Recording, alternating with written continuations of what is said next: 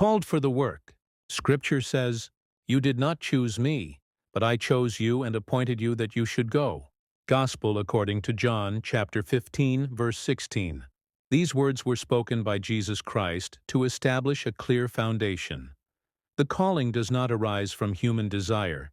It comes from God's choice. God calls before a person feels capable, before they feel ready. First He calls, then He forms. Scripture shows us that fear has always accompanied the calling. God called Moses, and Moses said he did not know how to speak.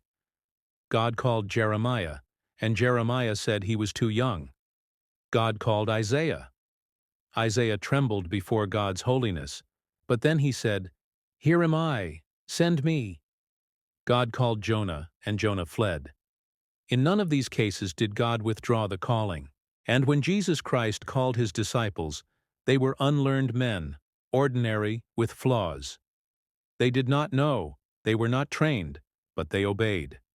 They walked with Jesus, and God was training them and perfecting them along the way, according to His purpose and His timing. And you and I as well.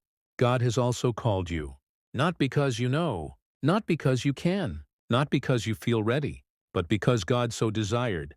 Perhaps today you feel like Moses and think you cannot speak. Perhaps you feel like Jeremiah and see yourself as small. Perhaps you tremble like Isaiah. Perhaps you have wanted to flee like Jonah. And even so, God continues to call. If God has called you, it is not for tomorrow. If God has spoken to you, it was not for you to keep silent. Today is the time to respond with a simple heart and say, "Lord, here I am." God calls, God equips, and God perfects. The echo of the voice of God.